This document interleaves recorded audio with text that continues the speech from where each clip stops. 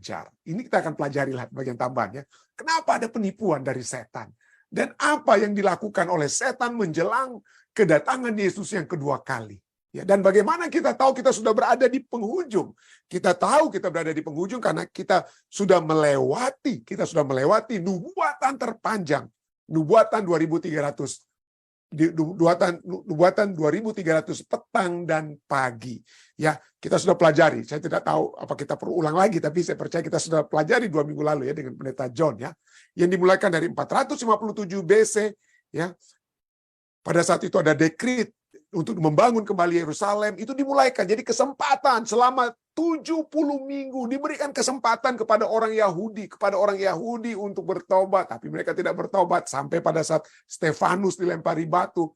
Lalu kemudian dari AD 34 pada saat Stefanus dilempari batu sampai 1844 itu ada 1810 tahun diberikan itu kabaran, dengan kata lain diberikan. Kitab Daniel berbicara tentang nubuatan 1810 tahun. Dan di dalam 1810 tahun ini ada 1260 tahun yang memang kekuasaan daripada tanduk kecil itu begitu hebat. Itu ada di dalam daripada 1810 tahun yang kita dapat pelajari dari kitab Daniel. Dan ujung-ujungnya adalah tahun 1844. Dimulaikanlah investigative judgment, pengadilan bagi orang-orang yang kudus. Kenapa nama mereka tidak akan pernah keluar dari kitab kehidupan. Jadi inilah akhir zaman tersebut. Dimulaikanlah penghakiman menjelang kedatangan Yesus yang kedua kali. Itu sudah dimulaikan dari tahun 1844 sampai nantinya Yesus datang. Dan inilah Tuhan sudah memberikan ini amaran, mari kita bertobat, mari kita berbalik ya. Mari kita, tempat kudus itu akan dipulihkan dalam keadaan yang wajar karena telah dinodai, dengan kata lain ya, telah dinodai. Tapi itu akan dipulihkan dan dipersiapkanlah satu umat untuk menjelang kedatangan Yesus yang kedua kali.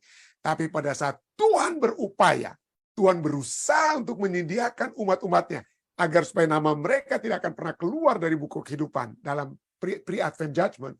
Pada saat yang bersamaan, setan juga berusaha dengan lebih keras supaya umat manusia melupakan pencipta. Dan itulah kita lihat pada saat yang bersamaan, tentu saja buku Darwin, The Origin of Species, itu tahun 1859.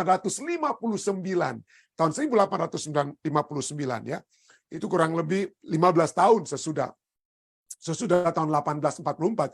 Tetapi proses daripada Darwin, entah dia mendapatkan ide-ide atau dia pergi ke Galapagos Island, itu sudah dimulaikan dari tahun 1830-an. Dan tahun 1859 dia tulis. Ya, jadi kurang lebih 15 tahun setelah tahun 1844. Jadi pada saat yang bersamaan, pada saat pekabaran ketiga malaikat itu dimulaikan 1844 ya, kalau kita menghubungkan nubuatan tersebut. Pada saat malaikat pertama berkata, takutlah akan Allah, sembahlah dia, pencipta kita, menyembah pencipta dan penebus kita. Pada saat yang bersamaan, setan memalsukannya. Dia membuat sesuatu hal yang berbeda. Lupakan pencipta kita, tidak ada pencipta lagi.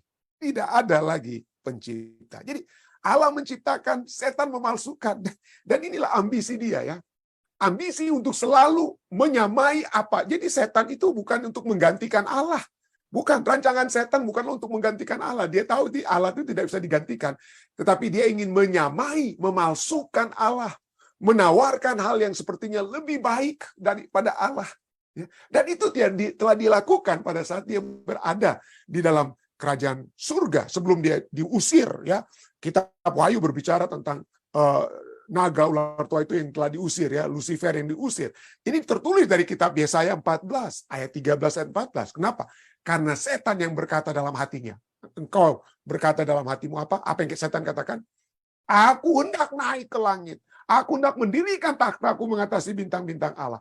Aku hendak duduk di atas bukit pertemuan, jauh di sebelah utara. Aku hendak naik mengatasi ketinggian awan-awan. Hendak menyamai yang maha tinggi. Dia ingin menyamai. Kalau ada tas buatan Itali, ya tas yang bermerek apalah saya nggak tahu ya, mungkin Louis Vuitton ya, tas Louis Vuitton. Ya, setan ingin buat juga tas Louis Vuitton Louis Vuitton ya namanya. Yang bukan mungkin buatan Italia, tapi buatan dari negara lain lah begitu ya. Dia ingin menyamai, dia ingin memalsukan hal yang asli, kemudian ditawarkan dengan hal yang apa? Hal yang palsu. Dan pada saat dia menawarkan yang palsu, dia akan lebih membuat yang palsu itu seakan-akan lebih menarik. Seakan-akan lebih menarik. Dan inilah yang kita lihat dari sejak semula, dia selalu ingin menawarkan yang lebih baik. Dia menawarkan yang lebih baik. Apa misalnya? Ini di Taman Eden. Ini misalnya. Di Taman Eden, dia menggantikan firman Allah. Allah sudah berkata, Allah memberikan perintah ini kepada manusia. Semua pohon ini boleh kau makan buahnya dengan bebas. Semua pohon boleh kau makan dengan buah. Tetapi hanya satu, ayat 17. Tetapi pohon pengetahuan tentang yang baik dan yang jahat itu, janganlah kau makan buahnya. Jadi setan tahu ini dia. Dia tahu bahwa Allah memerintahkan semua pohon itu harus dapat dimakan, hanya satu yang tidak boleh dimakan. Tapi dalam kepalsuannya, apa yang setan katakan kepada siapa? Apa yang setan katakan kepada Adam dan Hawa? Ya, Kejadian 3, ya. Ayat 1, saya minta mohon maaf, saya belum sempat ganti. Mungkin saya ganti dulu ya. Ini Kejadian 3 ayatnya yang pertama ya. Kejadian 3 ayatnya yang pertama, inilah yang setan katakan ya. Inilah yang setan katakan. Dalam Kejadian 3 ayat 1. Adapun ular ialah yang paling cerdik dari segala binatang di darat menjadikan oleh Tuhan Allah. Ular itu berkata kepada perempuan, setan menggunakan ular itu ya. Tentulah Allah berfirman. Apa sekarang? Apa sama yang difirmankan Allah, yang Allah firmankan dengan apa yang setan katakan? Beda ya. Allah berfirman, semua pohon dalam taman ini jangan. Allah katakan boleh, tapi sekarang setan katakan apa? Jangan kamu makan buahnya, bukan? Jadi dia palsukan firman Tuhan. Dia palsukan bukan hanya firman Tuhan, tapi dia palsukan karakter Tuhan. Ya. Apa yang dia palsukan? Dia akan menyatakan kepada dalam pemikiran Hawa dan kepada pemikiran kita semua bahwa firman Allah itu sangat membatasi. Ya, setan menyatakan Allah itu sangat restriktif, sangat membatasi. Namun setan itu menawarkan kebebasan. Dia tawarkan kebebasan. Ya. Manusia saat ini itu yang kita pikir ya. Waduh, apa yang Tuhan firmankan, masa kita nggak boleh begini, masa setan katakan, oh no, sudah boleh, ya. Itu sudah disalibkan di kayu salib, bebas kita. Mau berzina, mau bikin apa, bebas, mungkin begitu ya. Karena dia menyatakan Allah. Itulah sebabnya penipuan setan itu selalu mengatakan, bahwa kita bebas. Ya, itu kan sama aja. Hari ke-7 dengan hari pertama, hari kedua, hari ketiga, hari ke-4, ke-5, sama-sama 24 jam kok. Sama-sama matahari terbit di timur, tenggelam di barat, sama semua. Nggak ada bedanya antara hari. Tapi Tuhan yang membedakan, ya, bukan manusia, bukan gravitasi bumi yang membedakan, tapi Allah yang telah membedakan. Kenapa? Karena Allah yang berhenti, Allah yang menguduskan, Allah yang apa? Allah yang menyucikan, membedakan, Allah yang buat. Jadi kalau Allah katakan, ulang tahun saya datang ya. Oh, kapan ulang tahun Allah? Oh, nanti tanggal 1 Januari misalnya Tuhan katakan. Datang ke ulang tahun saya tanggal 1 Januari.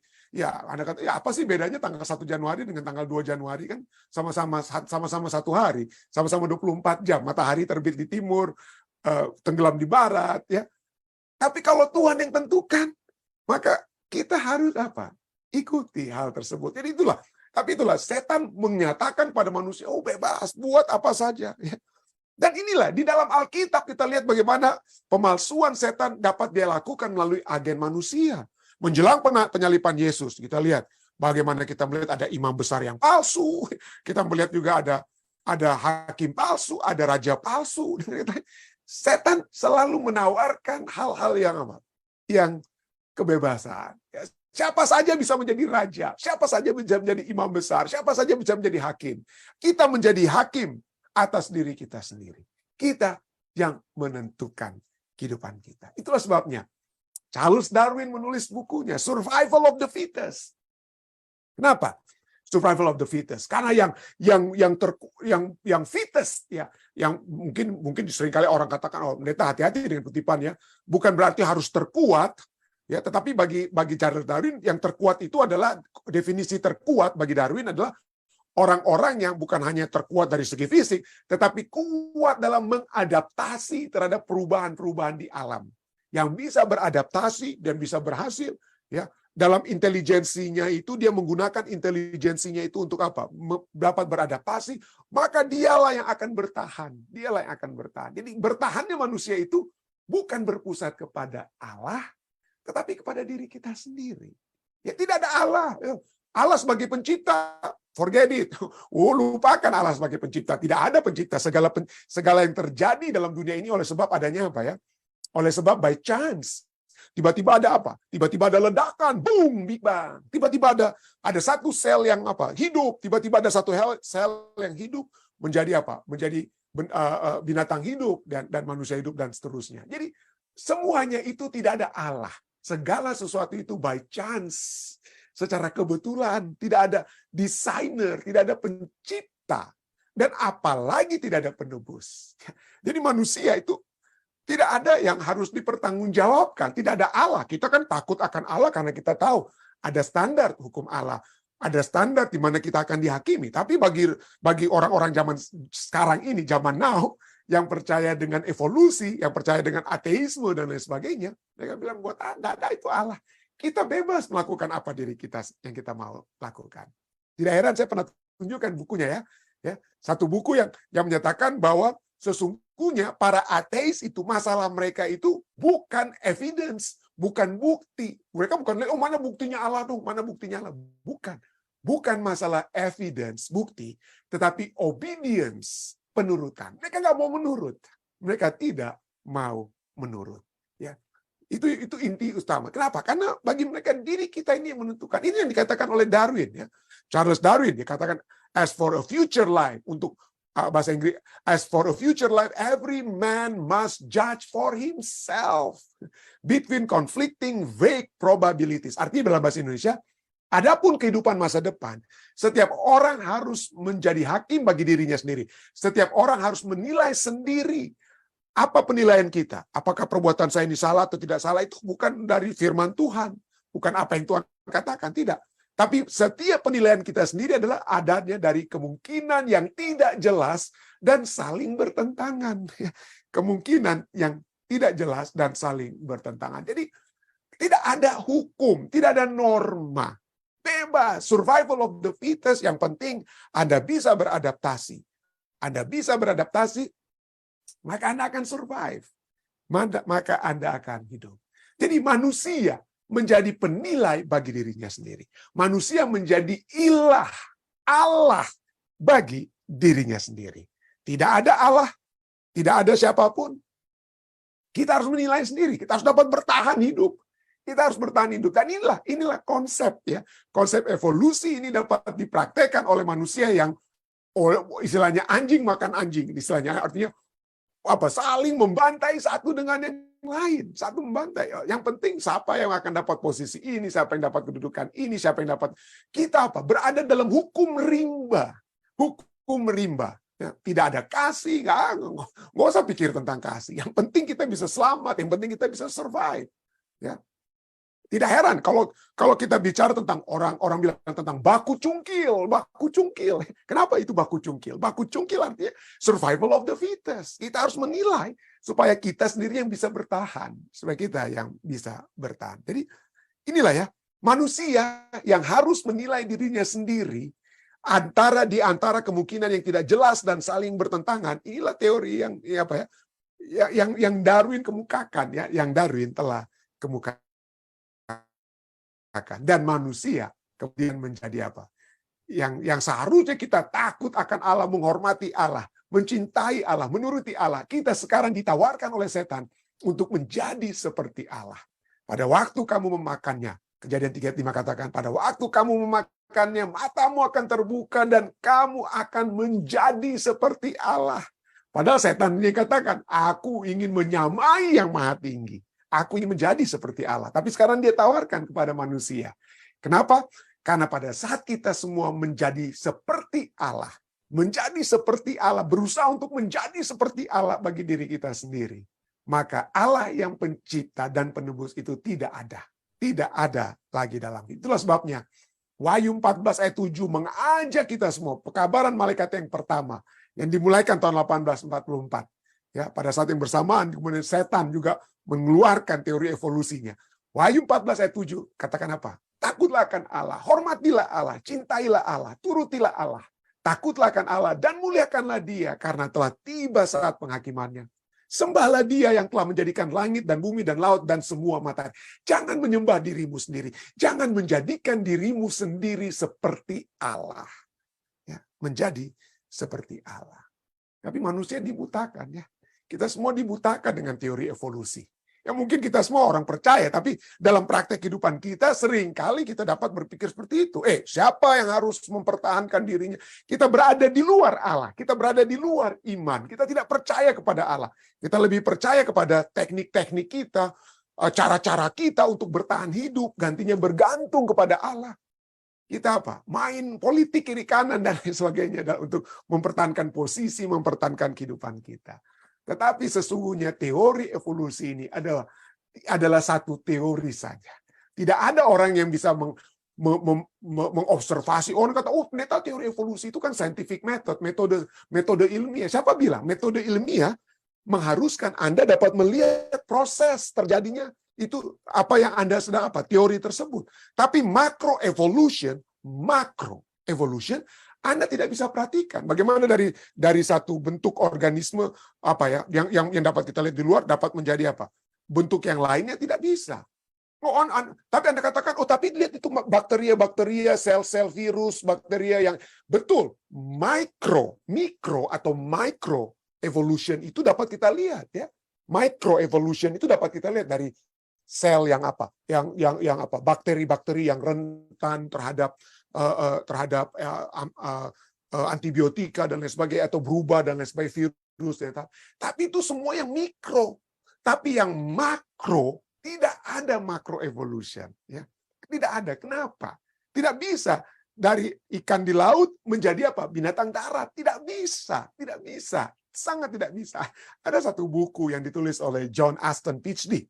Ya. John Aston PhD ini dalam bukunya ini dia menulis 50 essay atau tulisan-tulisan dari para saintis, dari biologis, botanis, mechanical engineering dan lain sebagainya yang percaya tentang penciptaan, bukan percaya tentang teori evolusi. Bagus sekali buku ini ya. Kalau Anda baca di keterangan dari buku ini ya, yang Anda bisa lihat beli di Amazon, di bagian belakang buku ini, inilah yang ditawarkan supaya orang mengambil sedikit kesimpulan dari buku ini. Apa yang dikatakan? Isinya ada tentang ahli genetika yang menyimpulkan bahwa pasti ada 150 miliar pendahulu manusia modern agar seleksi alam yang diperlukan itu diperlukan oleh evolusi terjadi dalam perkembangan manusia. Bukti untuk manusia prasejarah dalam jumlah besar sangat sedikit. Poinnya begini. Ingat, Big Bang, para ilmuwan percaya bahwa Big Bang itu terjadi 4 miliar tahun, 4 atau 5 miliar tahun yang lalu. Tetapi kalau kita mempelajari genetika untuk terjadinya mutasi genetika dari satu bentuk kepada bentuk yang lainnya, mutasi genetika itu kalau harus diukur waktu lamanya bermutasi genetika tersebut, maka itu dibutuhkan 150 miliar tahun yang lalu. Kalau itu diperlukan ya. Jadi dengan kata lain, Big Bang itu hanya 5 miliar tahun lalu. Sedangkan kalau memang teori evolusi itu betul-betul menurut genetika menyebabkan ada perubahan mutasi genetika, maka itu lebih jauh daripada 150 miliar tahun, itu lebih jauh daripada 5 miliar sejak Big Bang yang terjadi. Itu poin pertama. Menarik sekali kalau kita suka science and religion, kita dapat membaca buku ini ya, bagus sekali ya. Yang kedua, ahli ortodontik, ahli ortodontik menyatakan bahwa ada fosil manusia purba di museum-museum Eropa yang telah dirusak. Telah dirusak ya, telah tamper, telah di otak-atik telah diotak-atik agar dapat disesuaikan dengan teori evolusi. Atau ada ahli geologi yang menulis dari buku ini, yang belajar di bawah mendiang Stephen Jay Gould, ini ahli geologi lainnya ya. Ahli geologi ini tadinya benar-benar memotong Alkitab, dihantam Alkitab itu habis-habisan, menjadi berkeping-keping.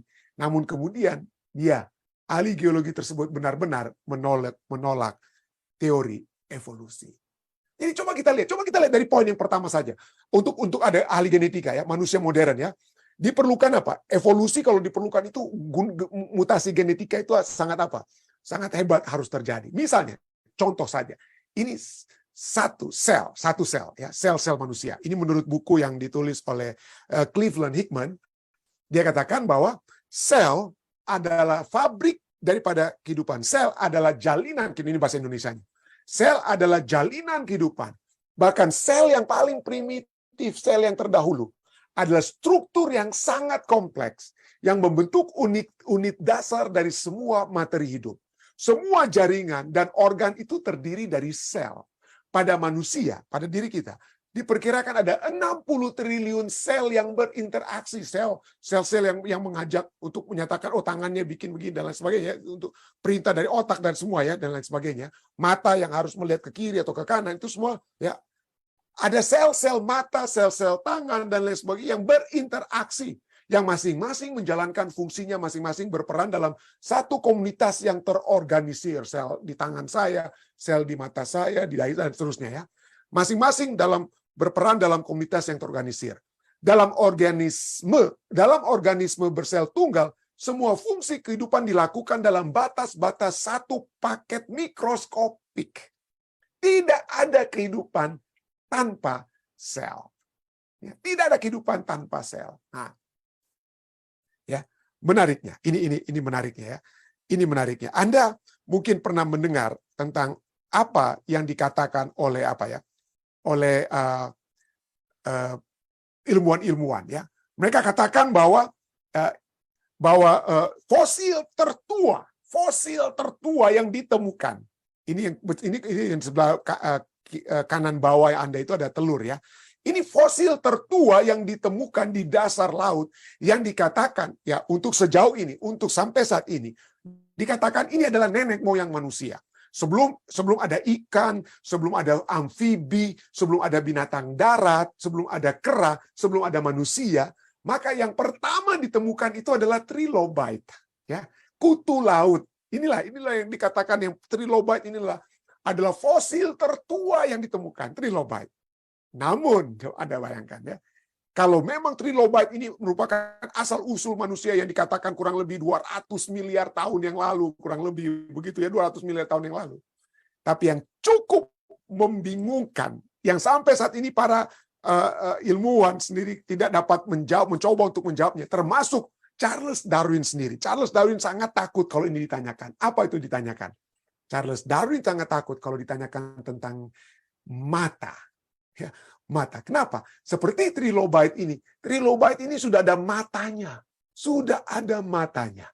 Dan mata ini memiliki struktur sel yang paling kompleks. Ya, sedikit saja satu sel tidak bisa berkomunikasi dengan sel lainnya, maka kita tidak dapat melihat warna merah atau warna apa, atau mata kita menjadi rabun. Pokoknya sangat kompleks sel-sel yang ada di dalam mata kita. Ya, jadi bagaimana mungkin? Ya, bagaimana mungkin sumber kehidupan manusia yang berasal dari trilobite ini pada saat ditemukan sudah lengkap dengan mata. Ya, sudah lengkap dengan matanya. Jadi inilah ya satu hal yang Charles Darwin sendiri pada saat dia menulis teorinya, dia katakan, itu satu hal yang saya masih bergumul, mudah-mudahan dengan kata lainnya, mudah-mudahan jangan ada yang mau tanya-tanya tentang mata. Ya, kenapa? Karena tidak mungkin satu sel ya, karena untuk teori evolusi harus dimulaikan dari satu sel hidup. Bagaimana satu sel hidup itu bisa kemudian memecah-mecah dirinya untuk menjadi beberapa sel, ya. Sedangkan untuk memecahkan dirinya untuk menjadi sel yang baru, dia harus mendapatkan bantuan dari sel lainnya. Ya, dia tidak bisa memecahkan dirinya dengan dirinya sendiri dengan istilahnya penjelasannya yang sangat sederhana ya. Jadi dengan kata lain inilah yang sangat membuktikan bahwa kita semua diciptakan oleh Tuhan dengan begitu kompleks, dengan begitu sempurna. Itulah sebabnya Mazmur 139 ayat 14 katakan bahwa kita telah dibentuk dengan begitu hebat, dengan begitu indah oleh Allah kita. Lengkap semua, ya, mata kita, semua pergerakan, sel-sel dalam tubuh kita, sehingga tidak ada yang tidak dapat menyangkal bahwa untuk menciptakan manusia yang sempurna, ya, atau yang lengkap, ya, seperti yang kita dapat lihat pada saat di dalam diri kita, dibutuhkan kuasa pencipta. Kuasa pencipta. Itulah sebabnya Wahyu 14 mengajak kita semua untuk takutlah akan Allah, muliakanlah Dia. Muliakanlah Dia karena Dia adalah pencipta kita. Bukan hanya pencipta, tapi juga penebus kita yang telah menciptakan kita dengan begitu baiknya, ya. Walaupun dosa sudah merusakkan banyak dari antara kita, ya, dengan kata lain, tetapi Dia juga akan terus menjadi penebus kita, sehingga kita pada saat Dia datang di kali kedua akan diubahkan. Jadi inilah menjadi satu kekuatan bagi kita, bukan untuk melihat kepalsuan-kepalsuan yang setan buat. Ya, teori-teori evolusi yang merupakan hanya satu teori, itu bukan satu data ilmiah atau satu yang dapat diobservasi.